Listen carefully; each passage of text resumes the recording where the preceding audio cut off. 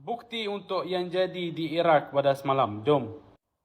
Maaf bang, saya kurang percaya kerana dalam video yang abang buat ni kenapa tak ada sepotong foto atau video pendek untuk bukti. Okey, jom saya tunjuk bukti. Tiada masalah. Saya harap anda berpuas hati.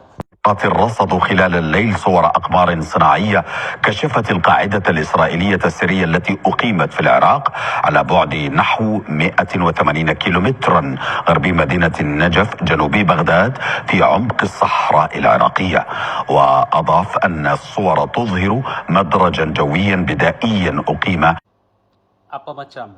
Ada bukti ke? Tak ada bukti.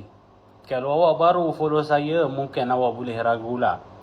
Tetapi orang yang dah lama follow saya, diorang dah kenal saya. Saya tidak cerita ataupun tidak terjemah satu berita tanpa ada bukti. Thank you.